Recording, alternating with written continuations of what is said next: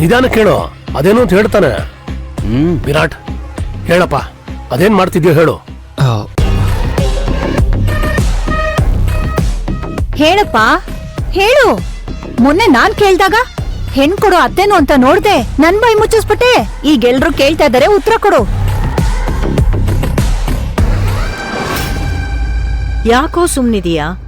ತಪ್ಪೆಲ್ರಿಂದಾನೂ ಆಗತ್ತೆ, ಗೊತ್ತೆಲ್ರೂ ಮಾಡ್ತಾರೆ. ಆದ್ರೆ ಅದ್ ದೊಡ್ಡ ವಿಷಯನೇ ಅಲ್ಲ.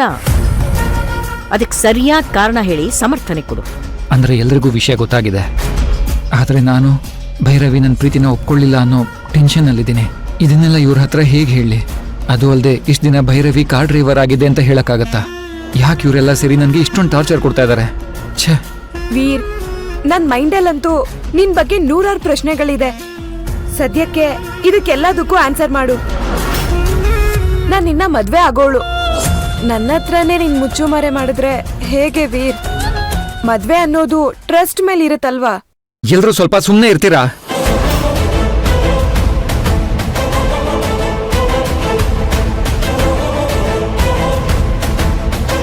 ನಾನ್ ಯಾರಿಗೂ ಆನ್ಸರ್ ಮಾಡಲ್ಲ. ನಾನಿರೋದೇ ಹೀಗೆ. ನನ್ ಯಾರು ಪ್ರಶ್ನೆ ಮಾಡಬಾರ್ದು. ನನ್ಗೆ ಅಂತ ಪ್ರೈವಸಿ ಇರುತ್ತೆ. ನೀವಿದೇ ತರ ಪ್ರಶ್ನೆ ಮಾಡ್ತಾ ಇದ್ರೆ ನಾನ್ ಮದ್ವೆನೇ ಆಗಲ್ಲ.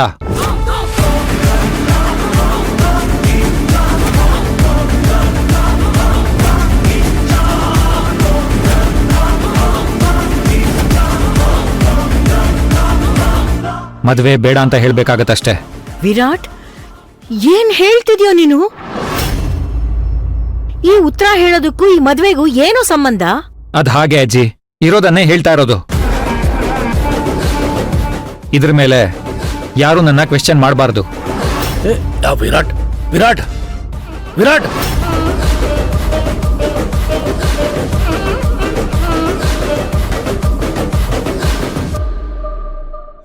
ಯಾಕೆ ವಿರಾಟ್ ಇಷ್ಟೊಂದು ಕೋಪ ಮಾಡ್ಕೊಂಡಿದ್ದಾನಲ್ಲ? ಏನಿರ್ಬೋದು?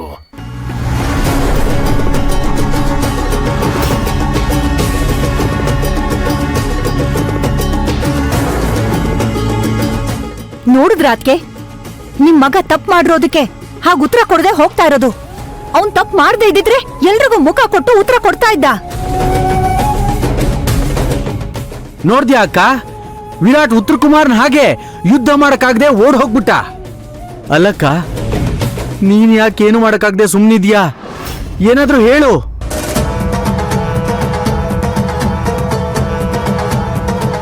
ವಿರಾಟ್ ಯಾಕೆ ಹೀಗಾಡ್ತಿದ್ದಾನೆ? ಮದ್ವೆ ಕ್ಯಾನ್ಸಲ್ ಮಾಡೋ ಬಗ್ಗೆ ಯಾಕೆ ಮಾತಾಡ್ತಿದ್ದಾನೆ? ಅವನಿಗೆ ನನ್ ಮೇಲೆ ಪ್ರೀತಿನೇ ಇಲ್ವಾ? ಛೇ. ಅಮ್ಮ, ನೀವೇನು ಟೆನ್ಷನ್ ಮಾಡ್ಕೋಬೇಡಿ. ಅವನೇನೋ ಟೆನ್ಷನ್ ಮಾತಾಡಿರ್ತಾನೆ. ಅವನು ಯಾವತ್ತೂ ತಪ್ಪದಾರಿ ಹಿಡಿಯೋನಲ್ಲ. ಅದೇನು ಅಂತ ನಾನು ನೋಡ್ತೀನಿ. ಅಪ್ಪ ಬಂದೆ.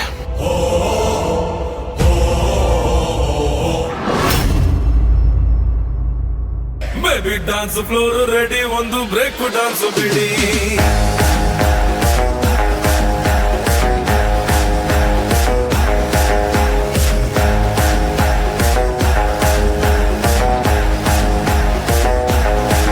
ನಂಗೆ ಬೇಜಾರಾಯ್ತು ಕಣ್ರಿ, ನಾವು ಕೇಳಿದ್ ಕೊಡ್ಸಿದ್ವಲ್ರಿ.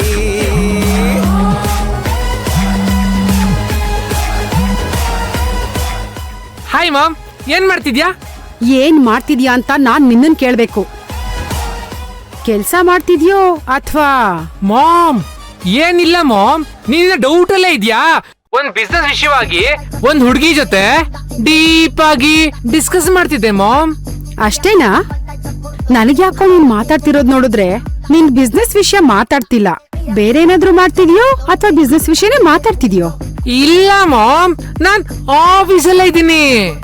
ಸರಿ ಸರಿ, ಕೋಪ ಮಾಡ್ಕೋಬೇಡ ಬಿಡು. ಲಕ್ಕಿ, ಮನೇಲಿ ಏನೇನೋ ನಡೀತಾ ಇದೆ ಕಣೋ. ಮನೇಲಿ ಏನೇನೋ ನಡೀತಾ ಇದ್ಯಾ? ಏನ್ ಮಾಮ್?